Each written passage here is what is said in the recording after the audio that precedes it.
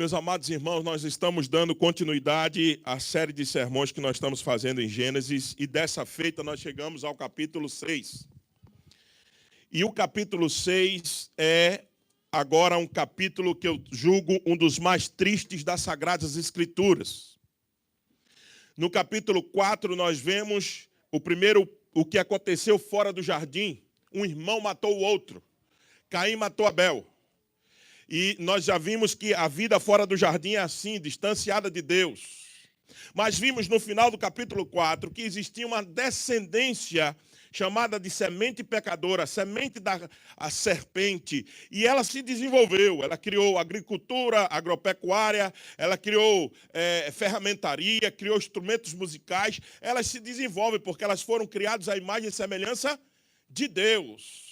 Então isso faz com que ela naturalmente se desenvolva por causa da graça comum do Senhor.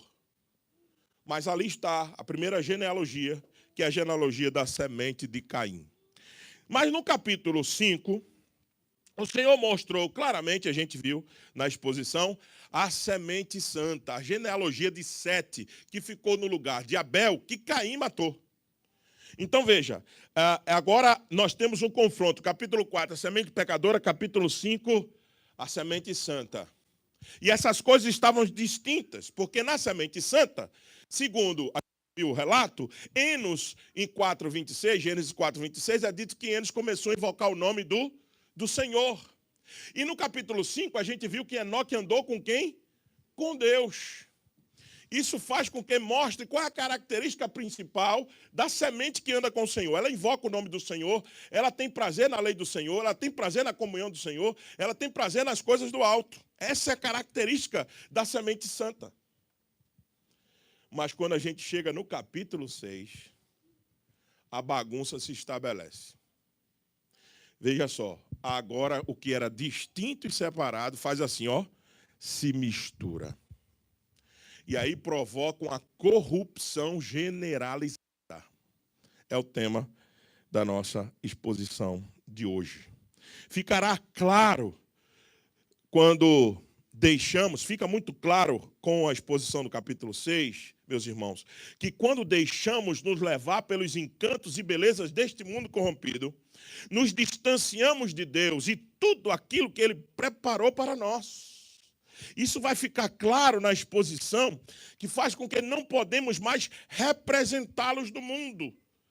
Sua santa semente perde a força de influenciar este mundo corrompido e caído, porque ela agora se mistura tanto que a gente não vê uma linha divisória mais entre crentes e incrédulos, entre santos e pecadores, entre povo de Deus e aqueles que não são povo de Deus.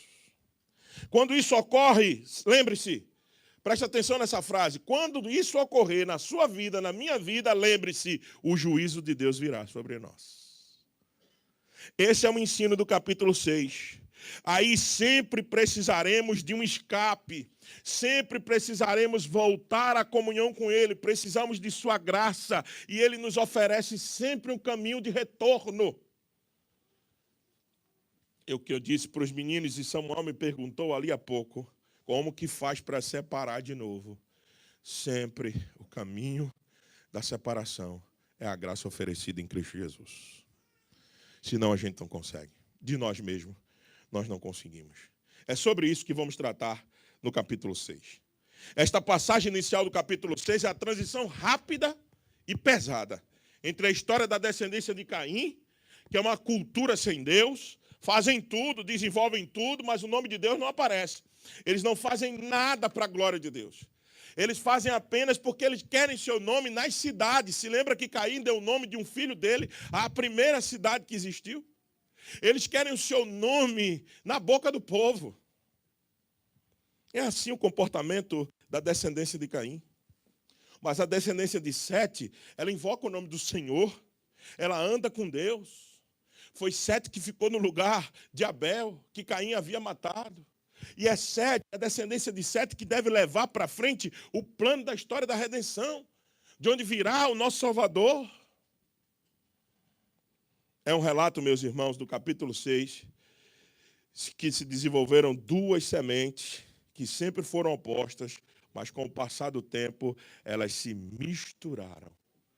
E aí nós temos 3 grandes partes desse relato, grandes blocos que eu queria ver com você nessa manhã. Primeiro, nós vamos ver a mistura da semente pecadora com a semente santa. Olhe para a sua Bíblia, verso de 1 a 4. Como se foram multiplicando os homens na terra, e lhes nasceram filhas. Veja que o texto diz, o tempo foi passando, a terra foi se enchendo, homens e mulheres habitando todo o espaço que Deus havia criado. Com esse passar de tempo, quando foi se multiplicando as sementes, o que acontece? Generalização, mistura, corrupção.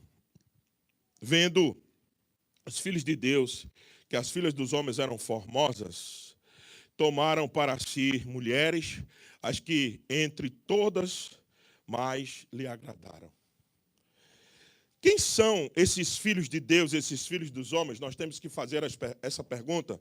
Vendo os filhos de Deus, que as filhas dos homens eram formosas, tomaram para si as que todas mais lhe agradaram. Deixa eu dizer uma coisa para você, não sei se você já ouviu falar, numa interpretação muito antiga, rabínica inclusive, judaica do tempo antigo, e que quando olha para o texto de Gênesis dessa perspectiva, eles dizem o seguinte: foram os anjos que vieram, desceram e coabitaram com as mulheres dos homens, porque filhos de Deus aqui é uma referência a anjos.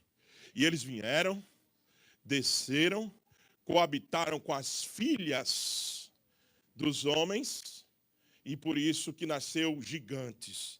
Essa é uma interpretação antiga, rabínica e alegórica, que não faz sentido algum ao texto. Nós estávamos acabando de falar sobre o quê? Qual é a estrutura do capítulo 4? Semente o quê? Pecadora. Estrutura do capítulo 5, semente o quê? Santa. Então é óbvio que o capítulo 6, obedecendo à leitura natural do texto, e o contexto favorece isso, que esses filhos de Deus eram os filhos de quem? Da semente santa. E as filhas dos homens eram as filhas de quem? Da semente pecadora. Uma leitura natural, apropriada do texto. Os filhos dos homens são os filhos da semente santa. E as filhas das mulheres, as filhas da semente pecadora. E veja, isso é a leitura mais natural por causa de Lucas também, capítulo 3, verso 36 ao 38. Ouça o que diz a palavra. Salá, filho de Cainã, Cainã, filho de Arfaxade, Arfaxade, filho de Sem, e este filho de Noé. Aí está Noé, a 10ª geração de Sete. Noé, filho de quem? De Lameque. Lameque, filho de Metusalém. Metusalém, filho de Enoque. Enoque, filho de Jared. Este filho de Maalalel, e filho de Cainã. Cainã, filho de Enos. Enos, filho de Sete. E este filho de Adão, que são os filhos de Deus. Filhos de Deus. Quem são os filhos de Deus? Segundo a própria construção do capítulo 4, capítulo 6, segundo o próprio Novo Testamento em Lucas, na lista de genealogia, esses filhos dos homens são a semente santa. E o que é que eles fizeram agora? Se lembram que o casamento era monogâmico. Lameque instituiu a poligamia. Casou-se com Ada e Zilá. Você lembra isso?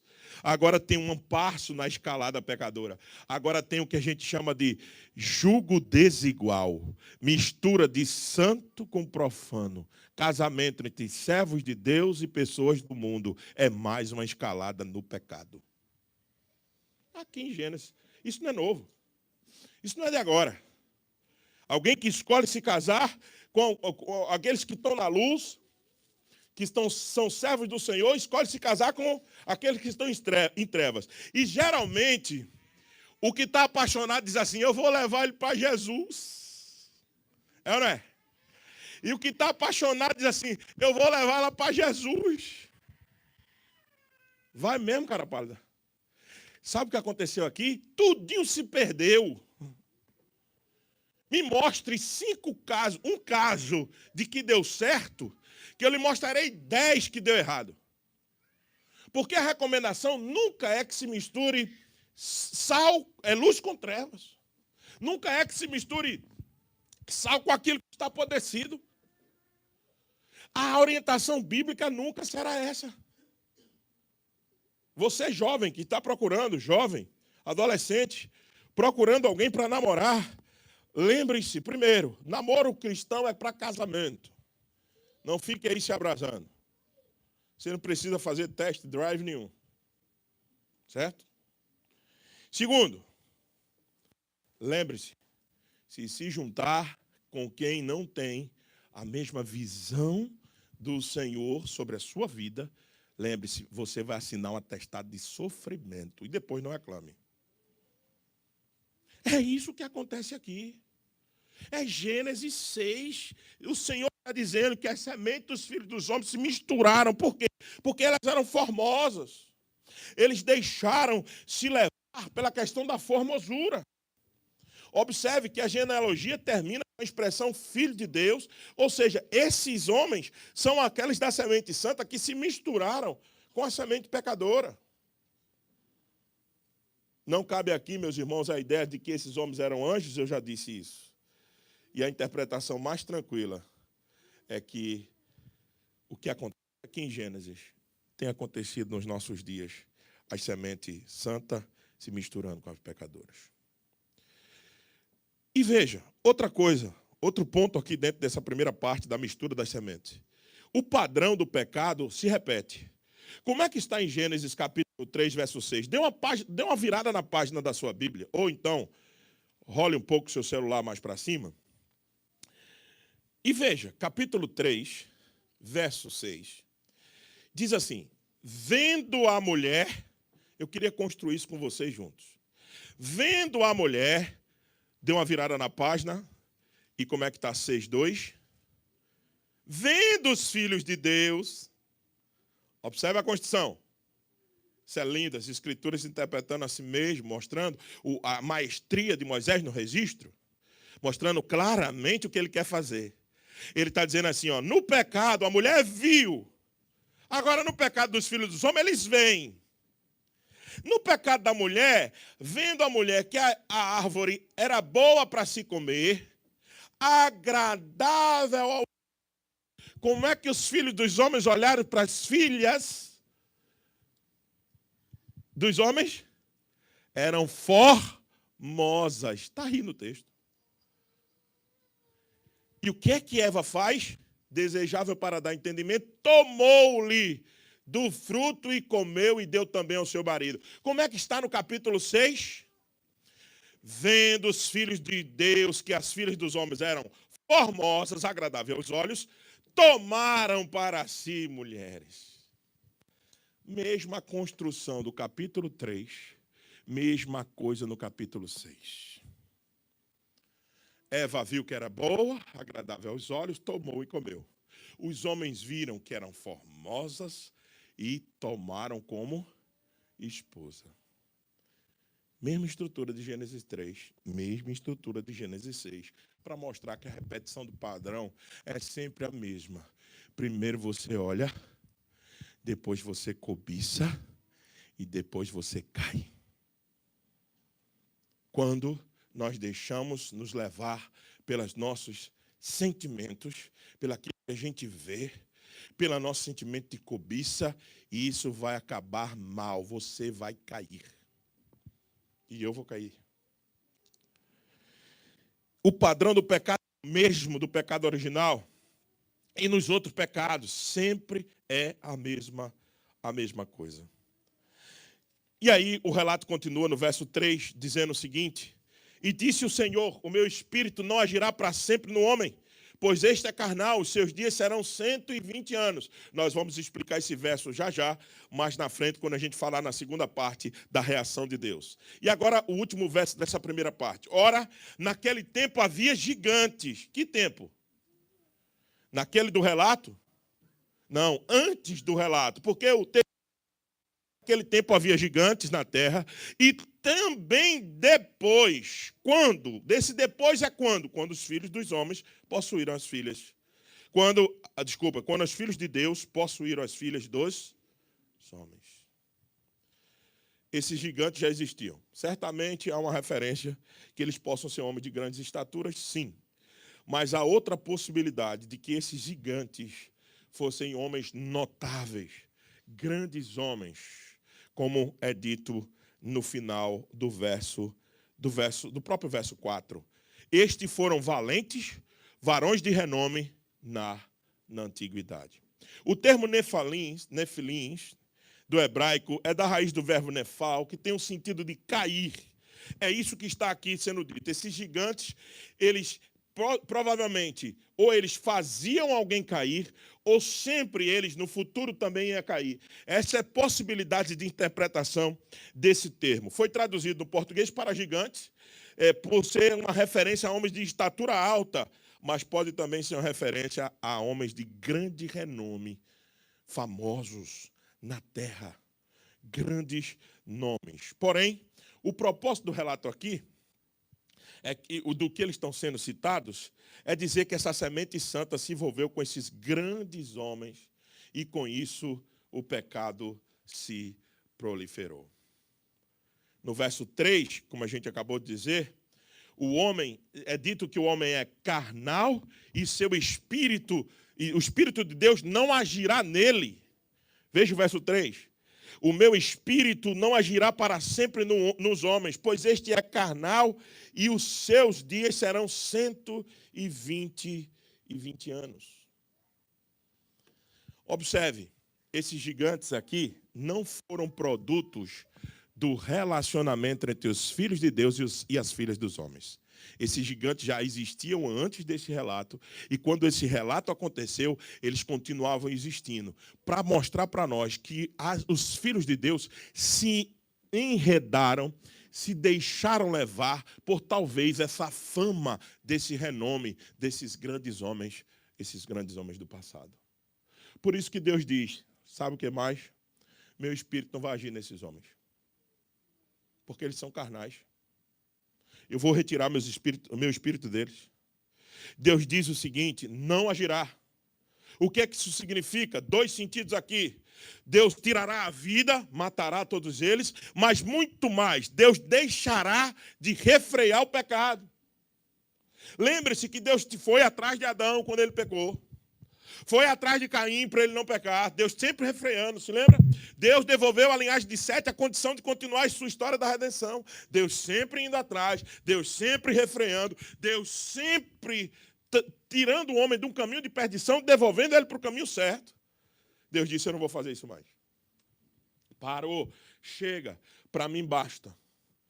Vou dar a eles 120 anos. Não é que esses homens vão viver 120 anos depois do dilúvio. Não, eles terão 120 anos para se arrepender. Como é que eu sei isso? Por causa de 1 Pedro capítulo 3, verso 20, Pedro interpretando essa parte de Gênesis 6. Pedro diz o seguinte, os quais, noutro tempo, foram desobedientes, quando a longanimidade aguardava-os nos dias de Noé.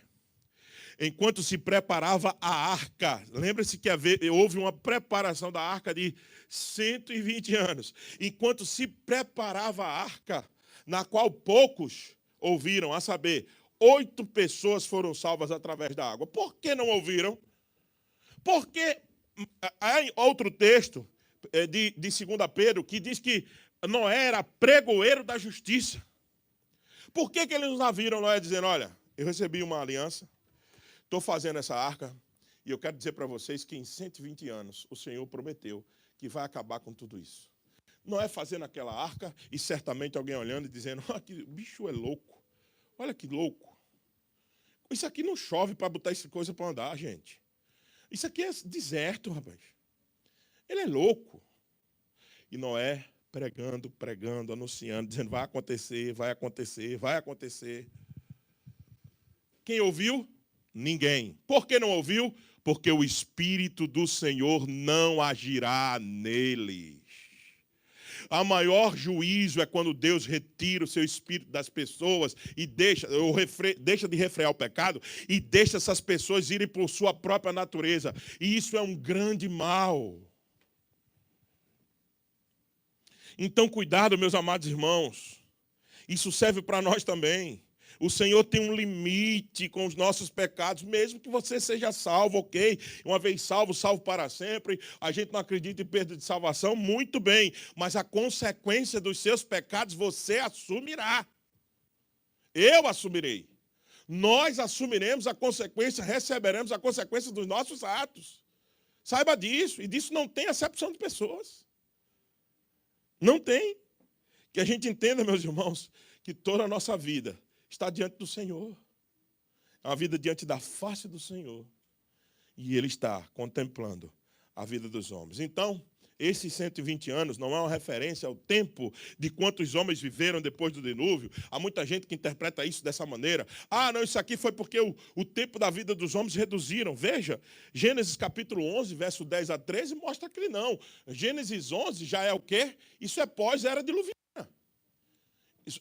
Pós-dilúvio. Isso já é na era pós-diluviana. Então veja, o que é que diz o texto de Gênesis 11? São estas a geração de Sem. Ora, ele era da idade de 100 anos quando gerou a Arfaxade, 2 anos depois do dilúvio. 2 anos depois do dilúvio. E depois que gerou a Arfaxade, viveu Sem, quantos anos? 500 anos.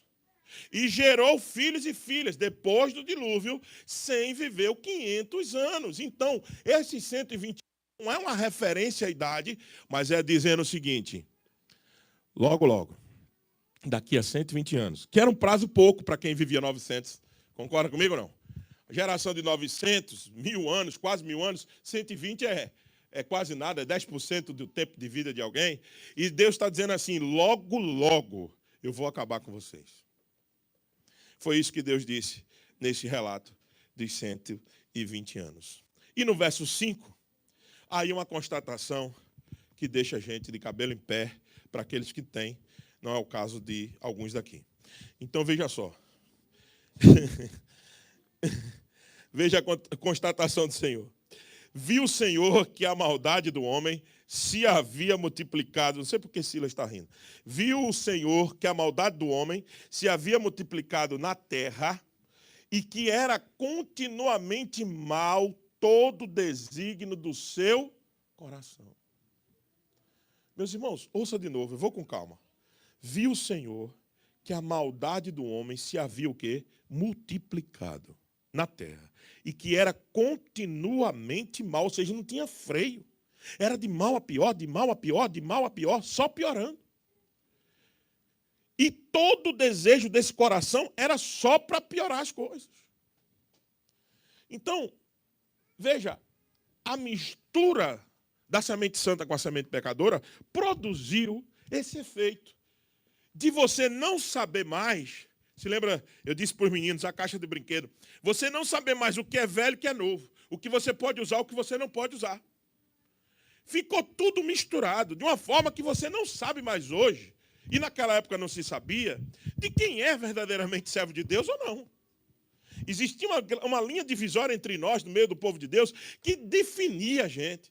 A gente sabia claramente quem era do Senhor e quem não era. Por causa de quê, pastor? Pelo legalismo? Não. Por causa de usos e costumes? Por causa de vestimenta? Não, eu não estou me referindo a isso. Eu estou me referindo de vida piedosa com Deus, vida com o Senhor, amar o Senhor Jesus Cristo, ter Ele como a meta principal da nossa vida. Não querer a glória de si mesmo, mas a glória dele. Nós precisamos, meus irmãos, continuar invocando o nome do Senhor, buscando as coisas do alto, para que os nossos olhos não se encantem com as coisas deste mundo e nos desviem do caminho de santidade. Nós precisamos da piedade com Deus. Quando nos afastamos destas coisas, perdemos o freio e a escalada do pecado só acelera. E viu Deus que continuamente mal era o desígnio no coração do homem. E nos desviamos do verdadeiro caminho. Aí, meus irmãos, infelizmente, experimentaremos dores tremendas e grandes perdas. Foi isso que esses homens perderam. Perderam a comunhão com o Senhor, perderam suas vidas. E uma tragédia aconteceu na raça humana por causa do pecado dos homens. Essa é a primeira parte da mistura. Vamos para a segunda parte, a reação do Senhor. Veja o versos 6 e 7. Então se arrependeu o Senhor de ter feito o homem na terra, e isso lhe pesou o coração. Disse o Senhor: farei desaparecer da face da terra o homem que criei, o homem e o animal, os répteis, as aves dos céus, porque me arrependo de os haver feito. Meus amados irmãos, eu espero que você entenda o que o texto está querendo dizer. Há uma reação no Senhor que nunca se viu antes. Essa reação é tão nova que certamente quando ele ditou para Moisés mandar fazer o registro, quando Moisés registrou isso, certamente ele teve dificuldade de entender o que é que estava acontecendo. É um sentimento novo em Deus, que Moisés tem dificuldade. E ele coloca no texto: arrependeu-se o Senhor. Você pode imaginar que tipo de sentimento existia em Deus nesse momento ou não? Que tipo de sentimento existe em Deus quando Ele olha para a nossa miséria, do nosso pecado? Pastor, isso é um grande problema de interpretação, eu sei. Por isso que eu estou aqui indo aos poucos. Então se arrependeu o Senhor de ter feito o homem na terra. O que isso significa? Primeiro que eu penso que a tradução do verbo está errada. No original hebraico, a ideia de arrependimento ela é muito vaga. A mais forte é sentir muito, a ponto de precisar de conforto. Por quê? Porque em Gênesis 24, 67, o mesmo verbo, a mesma raiz verbal estava para Isaac, onde diz assim: Isaac foi confortado após a morte de seu pai. É o mesmo verbo de se arrependeu em Deus. Deus sentiu uma tristeza tão profunda, que a palavra que Moisés usou aqui, e que, ao meu ver, foi mal traduzida para o português, é um sentimento muito de grande tristeza, e que Moisés deixou aqui, para que a gente entendesse o que aconteceu com Deus.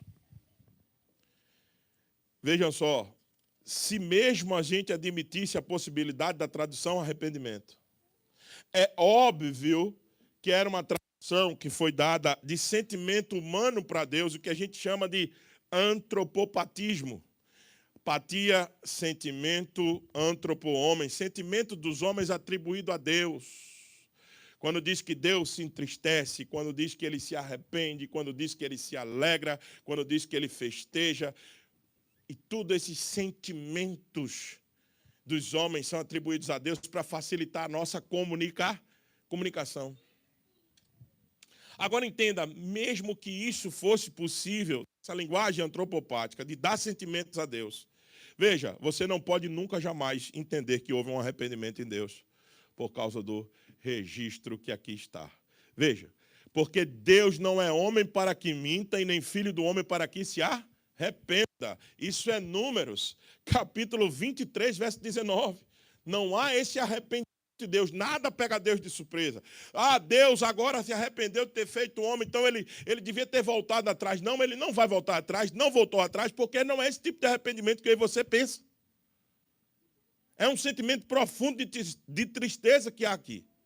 Um sentimento de desapontamento tamanho. Tanto é que ele não volta atrás, ele continua com o projeto dele, ele continua a enviar o seu filho, matar o seu filho, ressuscitar o seu filho, promover o seu filho à glória e fazê-lo voltar em triunfo daqui a um pouco. Esse é o plano de Deus. E ele não tem arrependimento. Agora, o que ele teve foi um sentimento estranho, profundo, que ele nunca havia sentido antes.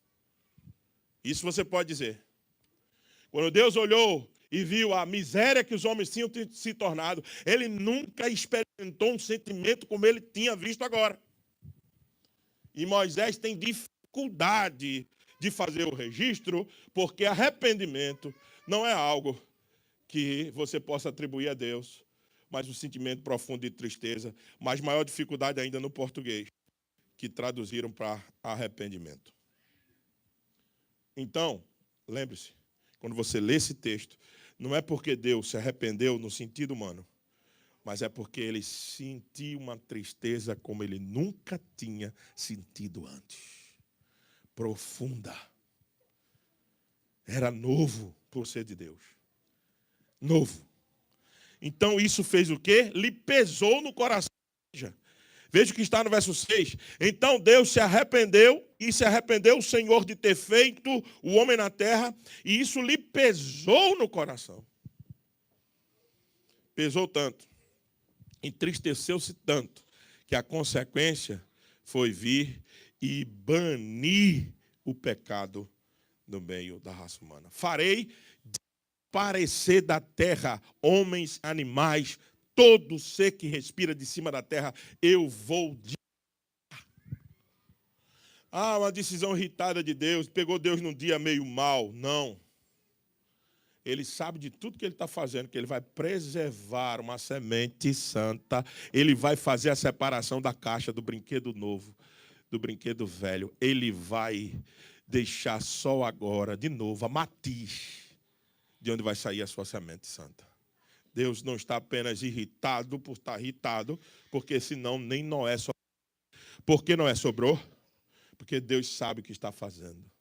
Mantendo a sua promessa de Gênesis 3,15, onde viria um que esmagaria a cabeça da serpente e essa lhe feriria o calcanhar. Deus sabe o que está fazendo, não é uma irritabilidade barata nossa que a gente quer chutar o pau da barraca e deixar tudo para lá e ir embora. Isso é coisa de homem. Deus se entristece a ponto de saber exatamente o que vai fazer. Vou dizimar, mas vou preservar.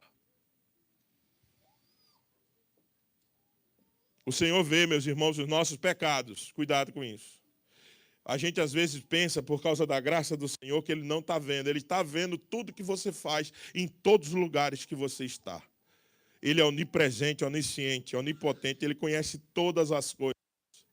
Sabe de tudo. Mas lembrem-se que esse dizimar aponta para a segunda vinda do Senhor Jesus Cristo. Louvado seja Deus por isso. Veja, o dilúvio não eliminou o pecado da terra. Eliminou? Não, porque depois quando Noé volta, tudo volta de novo. Mas foi um grande juízo, foi. O dilúvio foi um grande juízo para aquela geração, foi. A primeira terra passou, mas a volta de Jesus, o juízo definitivo, de uma vez por todas, quando ele vir e estabeleceu novos céus e nova terra, aí de uma vez por todas o pecado será eliminado e não mais veremos outras gerações, a não ser a semente santa, e louvado seja Deus por isso. O Senhor irá. E agora para resolver, de uma vez por todas, o que o dilúvio não resolveu. O Senhor virá. E por fim, por último, Deus sempre vai buscar o seu povo. Deus sempre tem um escape pelo seu povo. Deus sempre não deixa o seu povo sem saída. Que tem o verso 8, para a gente finalizar aqui. Porém, Noé, o 10º da linhagem de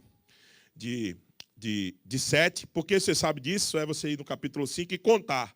E você vai ver que Noé é o 10º da semente de Sete. O 10º da semente de Sete, o número 10, achou graça diante do Senhor.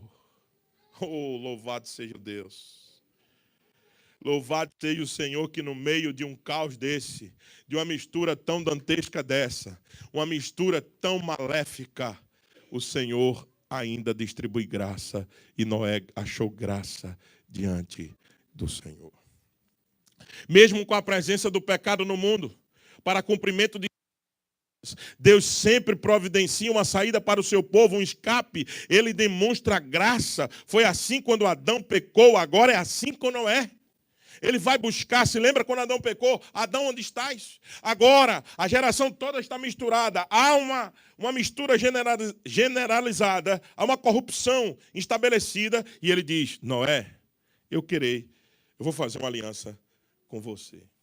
Ele foi o 10º da família de Sete e vai continuar a promessa de esmagar a cabeça da serpente. Noé é da linhagem de Sete e sua família continuará a descendência do Salvador. Louvado seja o Senhor.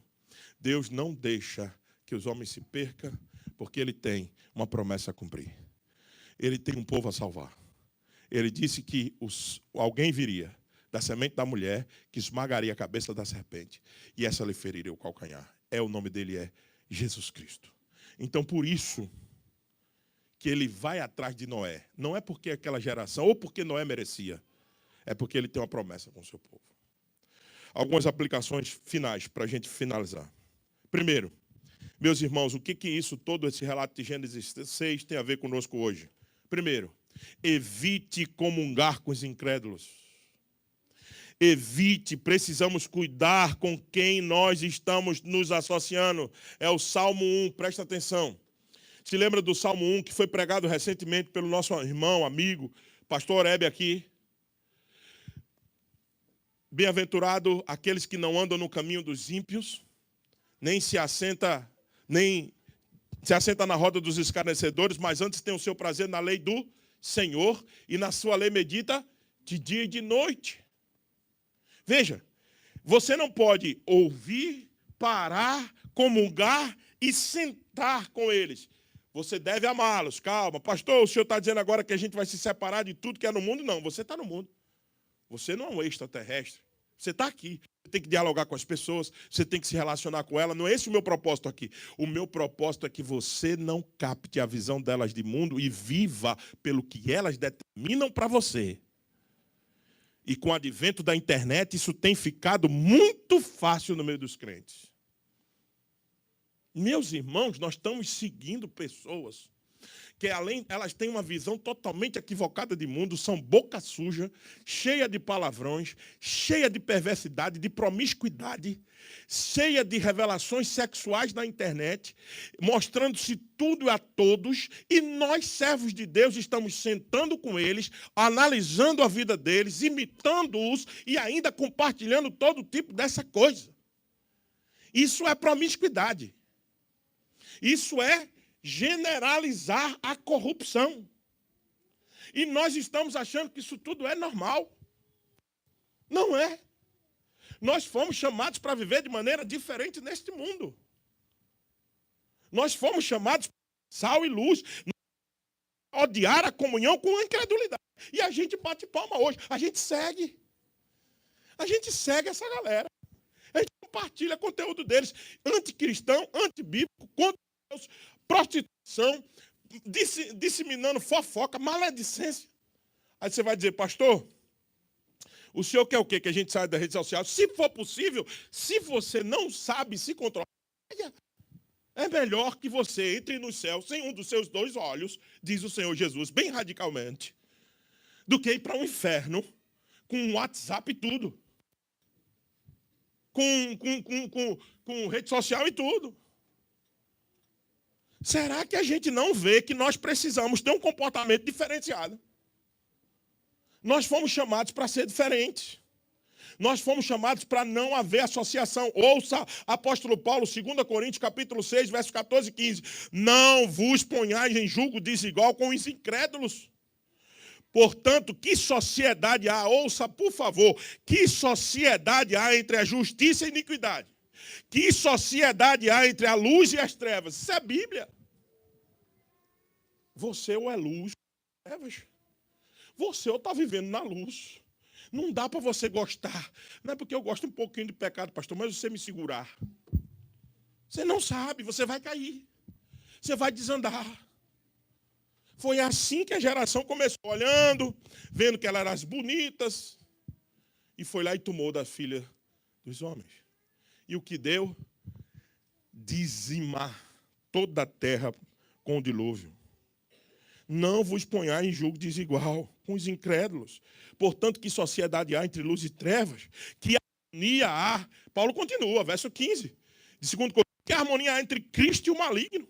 Ou que união há entre crente e incrédulo? É Bíblia, não sou eu que estou dizendo. Aí a gente vê os nossos comportamentos nos nossos dias, meus irmãos, a gente imitando o mundo, pelo amor de Deus. A gente com saudade do mundão. Tem gente com saudade do mundão, da promiscuidade do mundão. Decida hoje uma vida de santidade. E vida de santidade não é chata, não, é legal pra caramba. Vida de santidade é saudável, vida de santidade é alegria sincera, é desfrutar das coisas que Deus tem para nós. Nós dissemos em algumas mensagens anteriores, não é tudo que os homens fazem que é profano, que a gente não precisa tocar. Eu já disse isso aqui e repito, mas o que me espanta é que nós estamos chamando de pecado de coisa boa. O que me espanta é que nós estamos negociando a linha divisória. O que me espanta é que não existe mais separação entre incrédulo e crentes. O que me espanta é que aquela linha bem passada, bem traçada, entre a semente santa e a semente pecadora, ela não existe mais. E eu não estou falando do modo que você veste, do modo que você curte, que você faz nas suas redes sociais, pouco me importa, eu estou falando da sua vida com Deus, com Cristo, de como você ama as pessoas, de como você ama o Senhor, de como você não quer a sua autopromoção, de como você pensa no bem dos outros, quanto você é altruísta, quanto você quer servir ao que está ao seu lado. Eu estou falando disso, isso era coisa de crente. Hoje tem certos ímpios dando mais exemplo a nós do que nós mesmos. Por favor, que onde está a separação? Não comungue com impiedade. Não tenha compromisso com o infiel. Não. Ah, pastor, o senhor quer que a gente seja melhor do que os outros? Não, eu estou dizendo que se a sua natureza que mudou e que agora era a semelhança de Cristo, ela detesta essas coisas, ela odeia pecado. Ela não chama pecado de coisa boa. Isso aqui é o mal, isso aqui é ruim. Mesmo que eu tenha que lutar contra isso. Viva uma vida de piedade. Uma vida onde o viver seja Cristo de fato e morrer para você seja lucro. Lucro. Eu vejo os crentes, crente com medo de uma intimidade com o Senhor, porque eles têm muitas coisas para fazer ainda aqui. Eu vejo crente que não clama mais Maranata, ora vem Senhor Jesus, que não ora mais pela volta de Cristo, que não se prepara mais para encontrar com o seu Senhor. É uma igreja terrena que ama a terra, que quer ficar aqui, com os dois pés aqui. É uma igreja que não quer, de forma nenhuma, a visão celestial das coisas, as coisas do alto. É uma igreja que busca apenas o conforto imediato aqui e ficar aqui mesmo, porque ela tem uma carreira a desenvolver, ela tem umas viagens a fazer. Não, meus irmãos, tomara a Deus que nós não acabássemos esse culto hoje. Tomara a Deus ele viesse e rompesse os céus e descesse sobre nós e nos instalasse agora como povo santo definitivamente, para que todas aquelas coisas que nos atormentam, aquelas coisas que mais nos afligem, elas não existirão mais, porque nós estaremos com ele eternamente. Essa é a expectativa da igreja. Não pode haver outra expectativa para nós a não ser estar com nosso Senhor. Nossos filhos estarão seguros, nossas mulheres estarão seguras. E não haverá mais nada, absolutamente nada, que nos atormente. Nós precisamos querer que os nossos olhos sejam enxutos, que da nossos olhos não corra mais lágrima, que não haja mais sofrer nem ranger de dentes. E só existe um lugar, o único lugar, é no novo céu e na nova terra. Nós temos que querer isso. Eu não estou dizendo que você abandone os seus projetos de vida. Eu estou dizendo que você subjugue todos eles. Todos os seus projetos sejam subjugados pelo maior projeto de todos. Que você acabe bem a carreira cristã e que isso seja logo.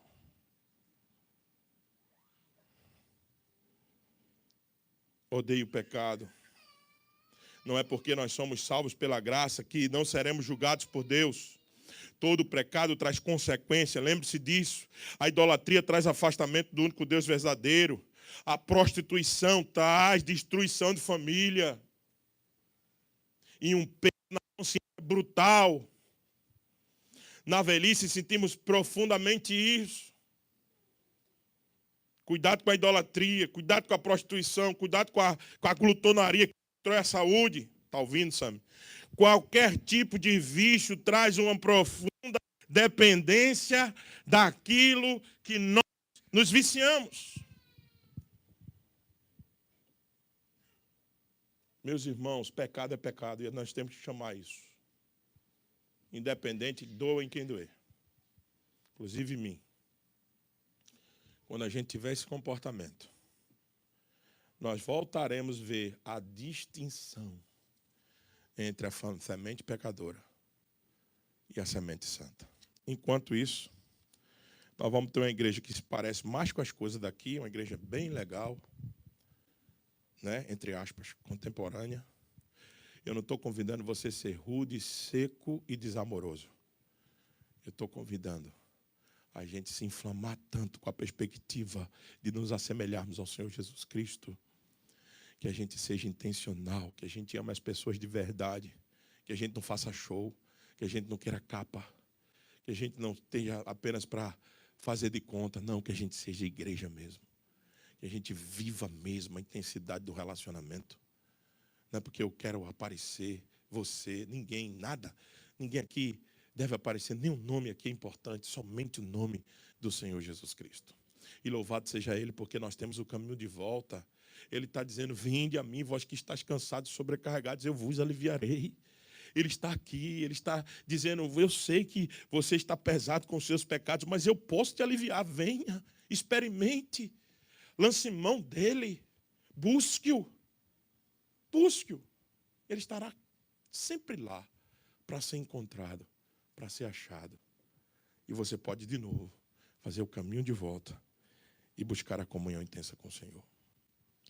Que a gente não brinque de ser igreja, mas também que a gente tenha no agir das nossas vidas a humildade, a paciência e o amor um pelos outros, para que a gente possa ser sustento um dos outros e não mais peso na vida do seu irmão. Nós podemos ser isso. Nós vamos ser isso. Em nome de Jesus. Como igreja, nós podemos viver isso. A dependência do caminho de volta e que a corrupção nunca seja generalizada nas nossas vidas. A nossa corrupção nesse corpo ainda seja totalmente controlada, que as obras do Espírito sejam mais vistas em nós do que as obras da carne. E para isso acontecer, somente a comunhão com o Senhor Jesus. Amém? Vamos louvar ao Senhor.